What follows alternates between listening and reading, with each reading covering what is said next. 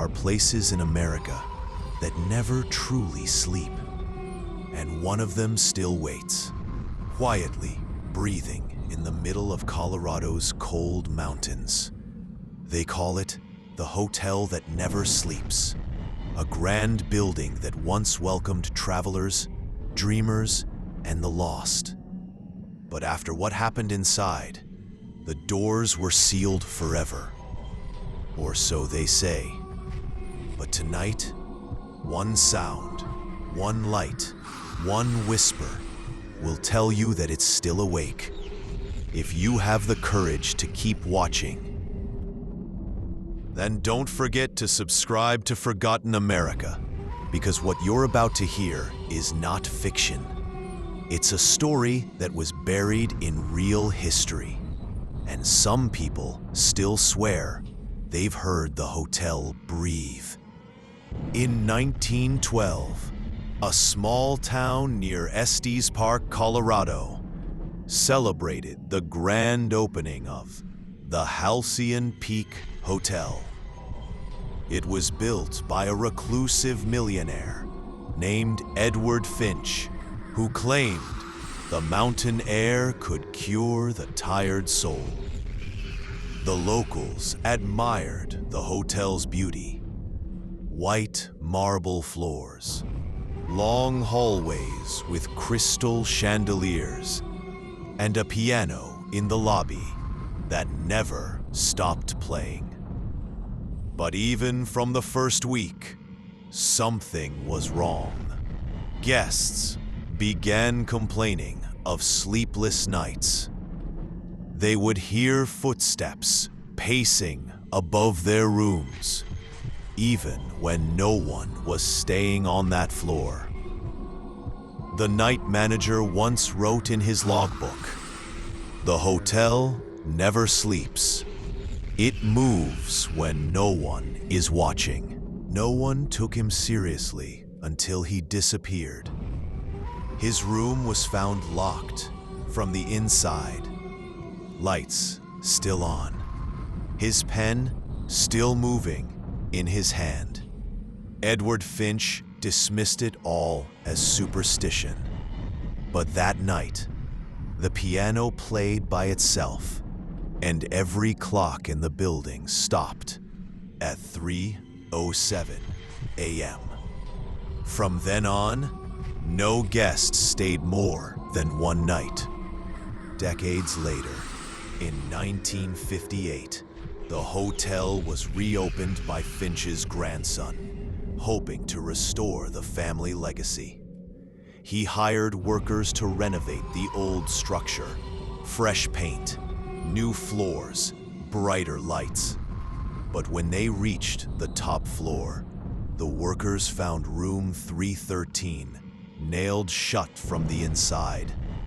There was a strange mark burned into the door, something like an eye surrounded by ash. When they forced it open, the air inside was ice cold. The furniture was untouched, and on the table lay the original guest book, the last name written in shaky ink, Edward Finch Jr. Checked in, never checked out. That night, one of the workers didn't return home. The others swore they saw his shadow still moving behind the curtains in room 313, even though the room was empty. When the hotel reopened for guests, rumors spread fast. People whispered about the sleepless floor.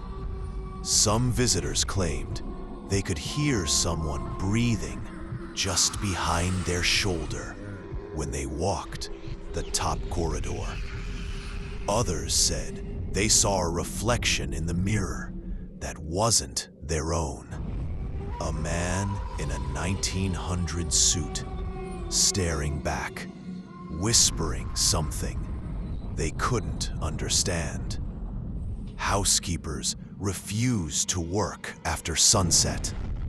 One of them, Maria Lopez, told a journalist in 1962, "The walls talk here. You can hear them hum at night. It's like they're dreaming." But the strangest part wasn't the ghosts. It was the guests themselves. People began to act strange after spending the night. They'd wake up in the middle of the night and walk toward room 313 without realizing it. The hotel cameras would show them stopping at the door, then turning back slowly, as if something whispered, "Not yet."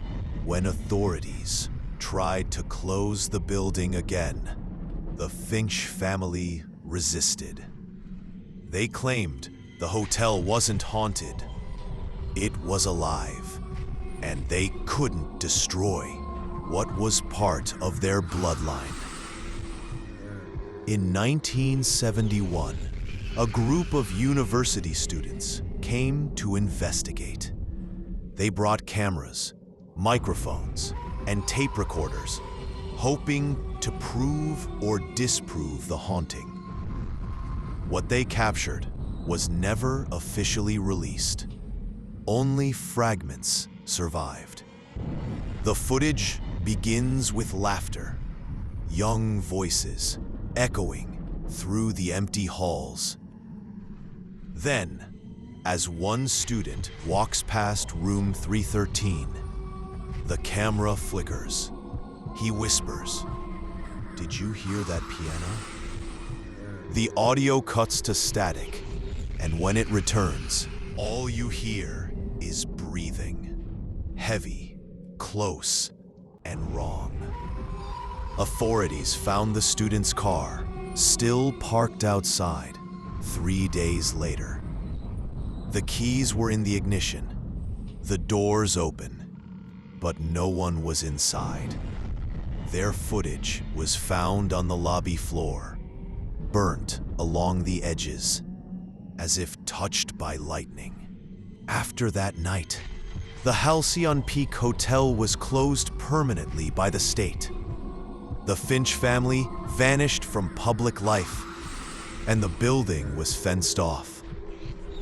But locals said they could still see light flickering through the top windows at 3:07 a.m. The same time the clocks had stopped 60 years earlier. Some even claimed to hear faint piano music carried by the wind down the mountain road. When police went to investigate, they found no electricity connected to the building. The wires had been torn out years ago. One officer later confessed that when he looked into the lobby window, he saw a man sitting at the piano. And the man looked exactly like Edward Finch, the original owner, smiling at him through the glass. In 1999, a journalist named Anna Clark decided to make the haunting her life's work. She entered the property at midnight, armed only with a flashlight and her recorder. She narrates calmly at first, describing the dusty furniture and frozen silence. But then her voice changes. She whispers, "Someone's humming." The humming grows louder. Old jazz, the kind the hotel's piano once played.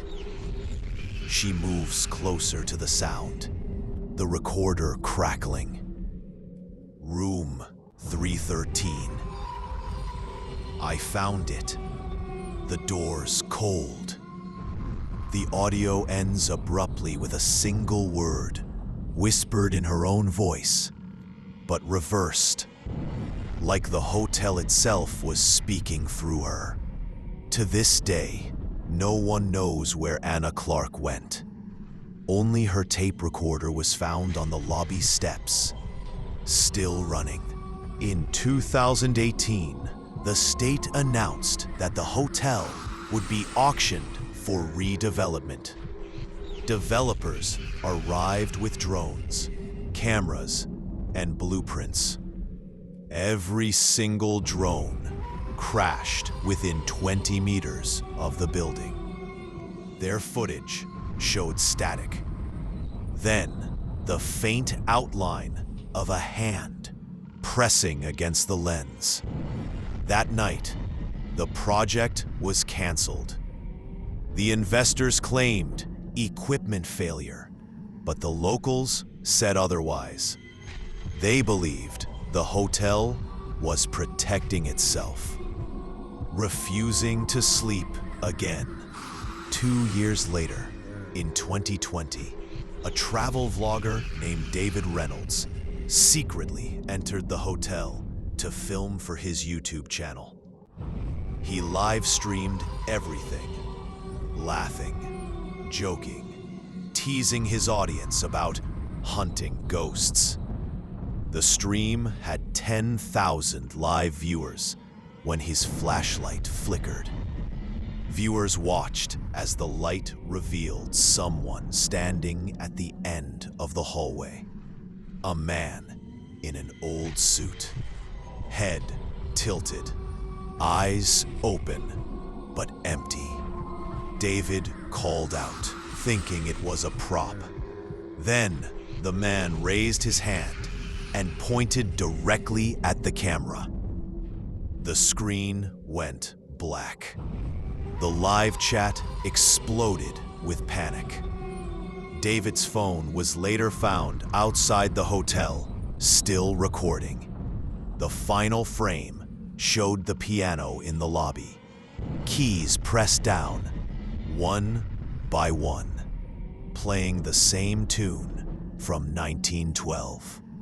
Today, the Halcyon Peak Hotel still stands, silent among the Colorado mountains. The state calls it private property. The locals call it a heart that never stopped beating. Every few months, hikers report strange lights flickering in the windows, or a faint melody echoing from the valley below. One ranger even swore he saw a no vacancy sign glowing behind the glass. Even though the hotel has no power, they say if you drive by after midnight and roll your window down, you might hear the piano too. And if you do, don't stop the car. Because once the hotel notices you, it will never let you sleep again. So tell me, viewer, do you still want to see what's inside? If yes, hit that subscribe button and join Forgotten America, where every story reminds us some places in this country were never meant to rest.